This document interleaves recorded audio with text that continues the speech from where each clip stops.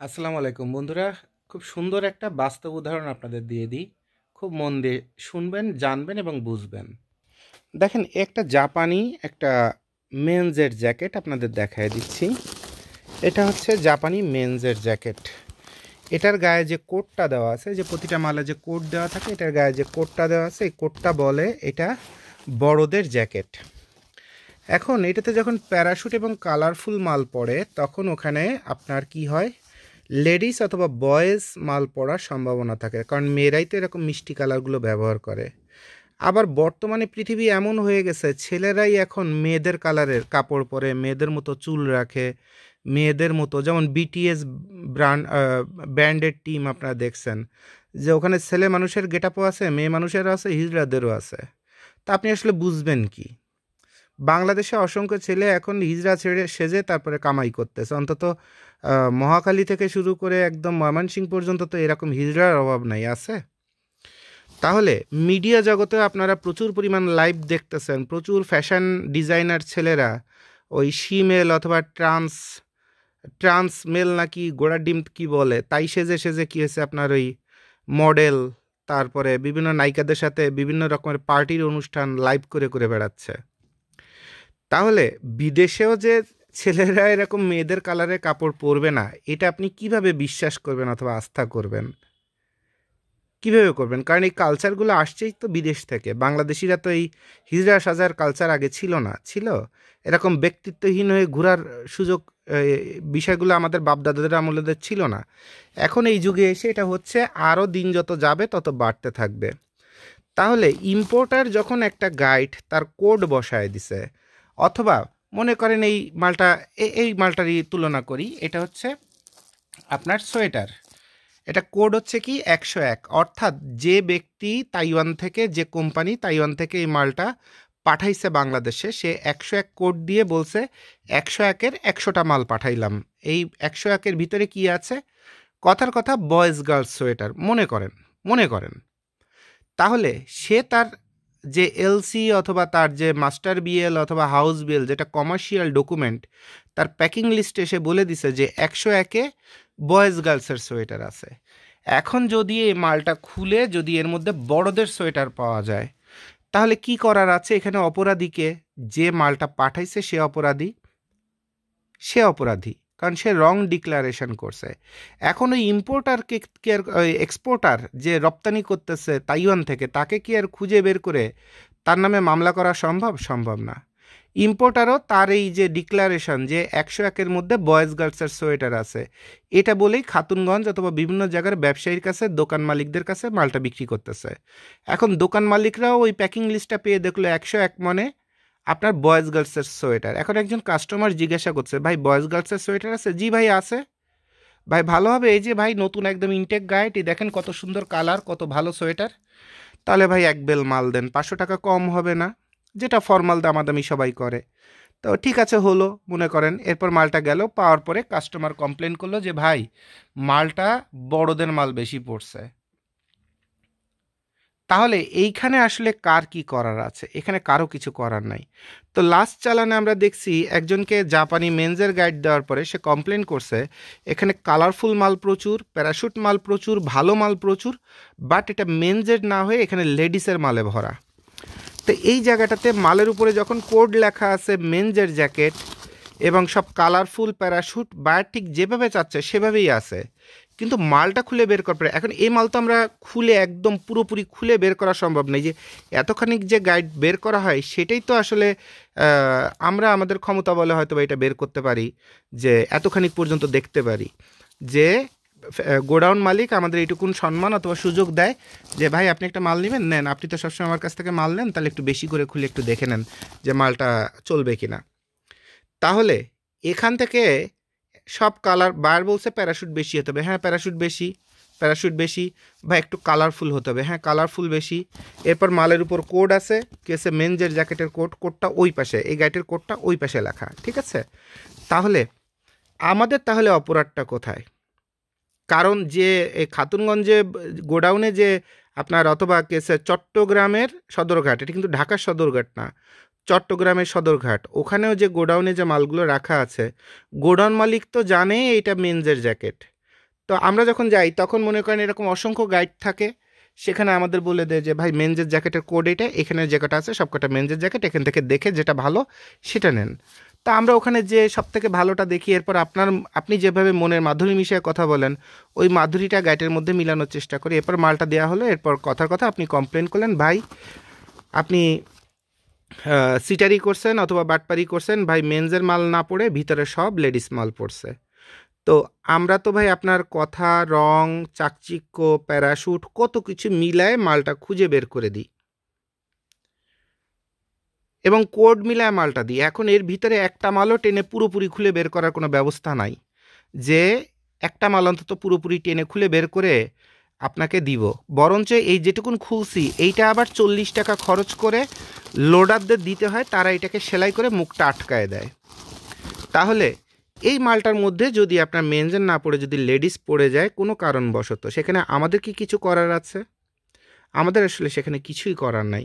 দেখেন এই যে মালের চাকচিক্যটা দেখাই, এই দেখেন, এবার দেখেন আমি ফ্ল্যাশ লাইট অন করতে ভুলে গেছিলাম। তো আপনারা চাকচিক্য, পরিষ্কার, আশা করা যায় এবেলের বেশিরভাগ মালগুলো এরকম চাকচিক্য, পরিষ্কার এবং সুন্দর সুন্দর মাল হবে এখানে, ঠিক আছে? এখানে সব সুন্দর সুন্দর ভালো ভালো এই যে জ্যাকেট পরবে মেনজের। এখন যদি এটার মধ্যে সাপোজ একটা শার্টের মতো দেখা যাচ্ছে, একটা শার্ট যদি পরে যায় গাইটের মধ্যে, আমাদের কি করার আছে? কারণ আমরা একটা কথা বলি, দেখেন ভিক্ষার চাল কাড়া রাকড়া। তো গাইডটা হলো সরকারি ছাড় দিয়ে দিছে যে এটার পরে কোনো ডিউটি দরকার নেই, এটা গরিব মানুষ ব্যবহার করবে। তা গরিব মানুষের জন্য আসা মাল, এর মধ্যে সর্বোচ্চ ভালোটা বের করে যেটাকে মাল বেচার জন্য সবাই এ গ্রেড শব্দটা ব্যবহার করে, ঠিক আছে?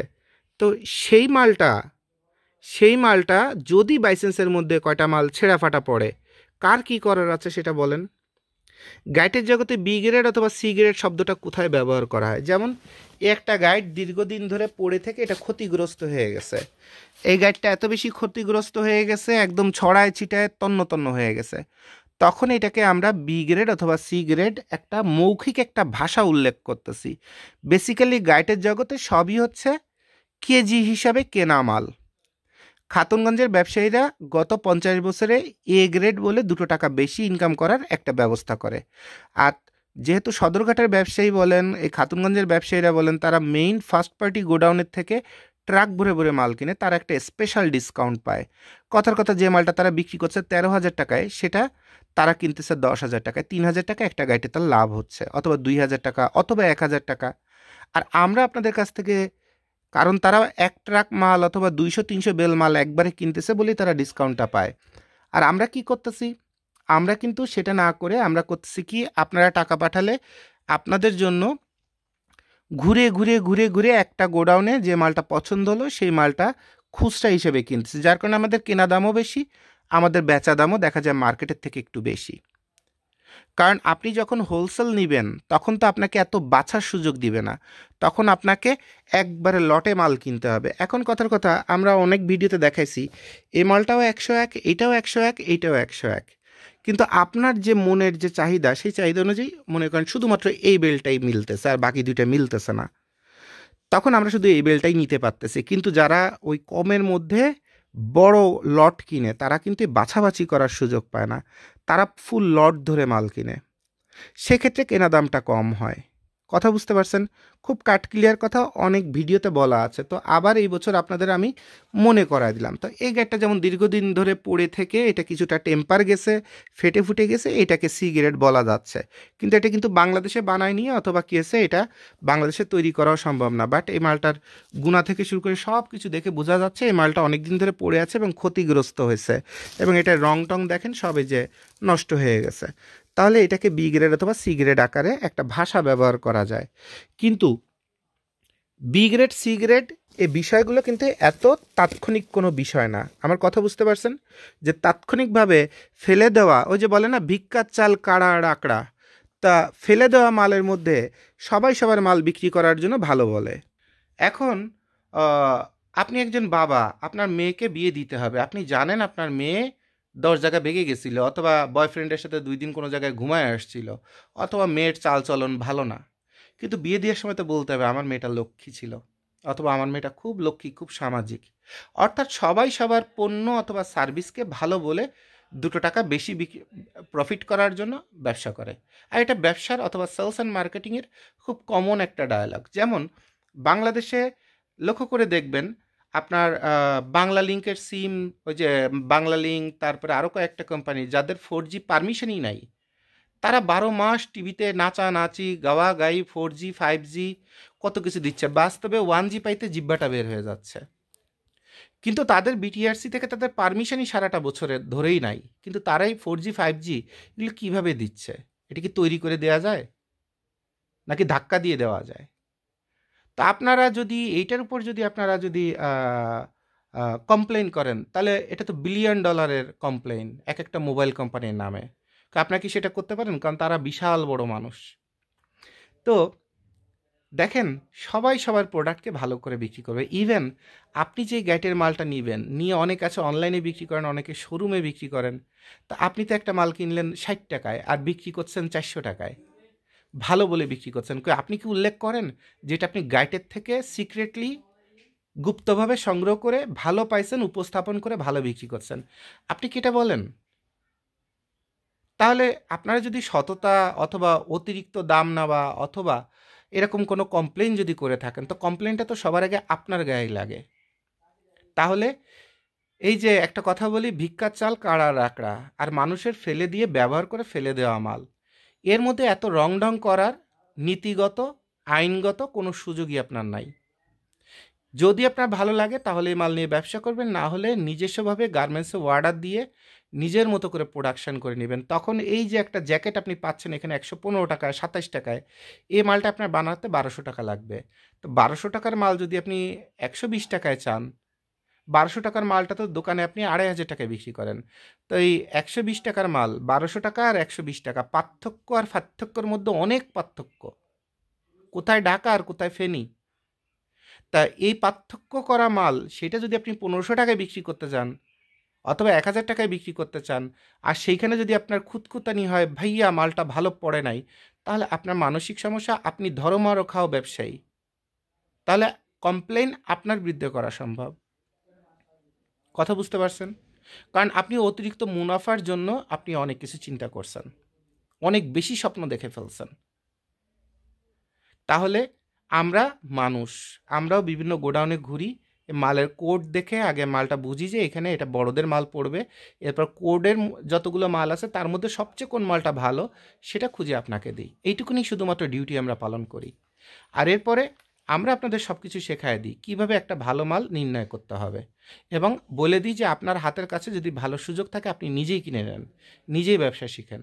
আর তা যদি না হয়, কোনো প্রতিবন্ধকতা থাকে অথবা আমাদের প্রতি অতিরিক্ত আস্থা থাকে, তা আপনারা নিতে পারেন। বাট আমরা মানুষ, আমাদেরও ভুল হতে পারে। আর একটা বড় ধরনের প্রবলেম হয়, সেটা আপনাদের শেখায় রাখি।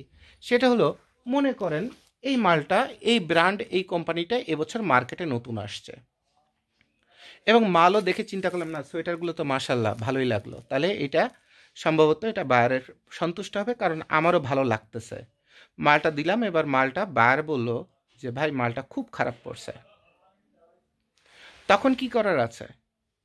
মাল তো কুরিয়ারের থেকে ছাড়ানোর পরে আর ফেরত নেওয়ার কোনো ব্যবস্থা নাই। তখন আমাদের যেটা করার আছে যে আমরা এই মালটা আর নিব না, অন্য কোনো ব্র্যান্ডের মাল, অন্য কোনো বায়াররা যখন এই কথা বড়দের বয়েজ গার্লসের সোয়েটার, তখন এই ব্র্যান্ডের সোয়েটারটা না দিয়ে তখন আমরা অন্য ব্র্যান্ডের সোয়েটার দিব, কারণ এই ব্র্যান্ডের মালটাতে কী হয়েছে, কাস্টমারের অসন্তুষ্টি আসছে। তার আগে আবার আমরা যাচাই বাছাই করে দেখব এই যে কাস্টমার, এই কাস্টমার কি ইমোশনাল নাকি এই কাস্টমার প্রফেশনাল ব্যবসায়ী। কারণ প্রফেশনাল ব্যবসায়ীর খুঁতখুতানি কম থাকে, আর যারা নতুন অথবা ইমোশনাল মনে মনে চিন্তা করে জুবাইদ ভাইয়ের কাছে অর্ডার দিছি মানে বেহেস্ত থেকে মাল আসতেছে, স্বপ্ন দেখতে দেখতে শাহরুখ খান পর্যন্ত চলে যায়, সালমান খান পর্যন্ত চলে যায়, সেই জিনিসটা আগে আমরা দেখি।